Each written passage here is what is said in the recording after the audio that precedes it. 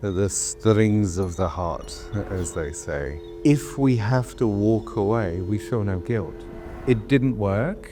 Stop crying over spilt milk. Move on. Most relationships fail because, so we know at the beginning there's always an attraction, whether that attraction is physical, mental, emotional. We will attract to ourselves what we consider to be an attractive person, a perfect relationship. So normally when we're growing up, that sort of, prince and the princess thing that we read about as children set some precedents of what we expect sort of from relationships, and also how we see our parents interact, and sets the foundation of those expectations. We all start off with what we call romantic love, and then that attraction deepens. 99% of relationships start that way. How do we go from a romantic love to a much more deeper love? And of course, that is where the hard work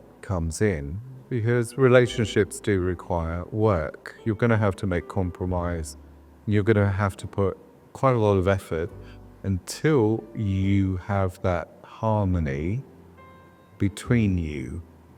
There are some people that just grows naturally. For others, it takes time. But then we have to go from a romantic love to a much more deeper love, which we would call a spiritual love, between two people. Most relationships fail often because of predefined expectation of what you expect a relationship to be, what you have in your head, all those images from your parents, from your past, from those fairy tales. And if you do not see that in growing in your relationship, then there's often fractures. Now, when that doesn't work out, when there is differences or ruptures, because again of those attachments that we naturally form, when they are broken, we feel the pain. We feel grief. Anyone who knows, who's had a rupturous relationship, that period of difficulty after you separate can feel like you have lost someone. It's like the experience of death.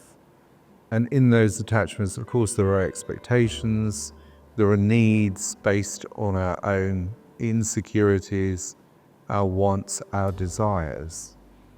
And when there's a rupture and that person is not there anymore, of course, we are going to have that grief period of separation. But eventually that will diminish as the pain of grief of losing someone diminishes. And hopefully we're not too conditioned by that pain that we can love again or go into other relationships. Because those painful experiences can build a wall around the heart where we don't then, we're cautious. Someone comes into our sort of realm, we still have that, are they going to hurt me? Is this going to be good, etc. And it's another person. That person is totally different from the last one. Why should they hurt you? And I think, of course, we have to accept that this didn't work out, and maybe that's for a reason. Because undoubtedly, you would have learned something in that period. And that's what we really have to focus on. Okay, the relationship did not work, and it wasn't as I would have wished it to be, but what can I take from this? Did I learn to discriminate? Was I needy? That I accepted bad behavior from someone because I felt insecure. And I sort of, my mind would override common logic that this person wasn't treating me well because I want to be loved or I don't want to be on my own. There's so many combinations here that we have to filter through and try and understand where we are at now, or where were we at in that relationship? Why did it fail?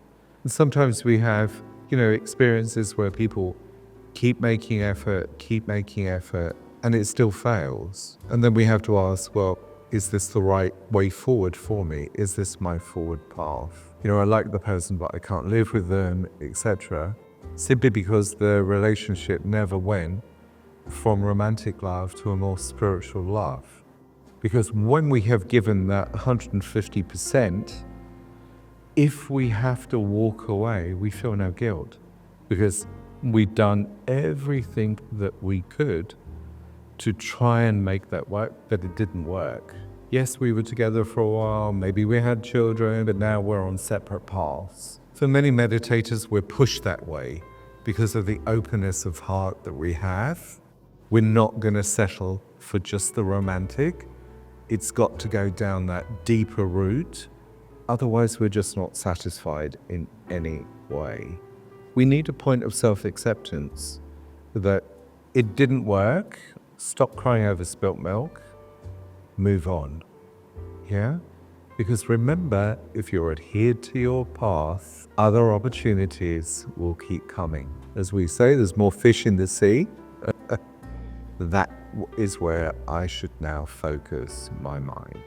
I know many people have struggled with, I want to be a good person. I want to make this work. And all blessings to them for not only having that attitude, but trying to make something work. But sometimes it ain't going to work. You've run that course and you need to be separated. You need to go on in your own path. You can walk away without any regrets. And that's what we want to do. I tried and it didn't work. End of.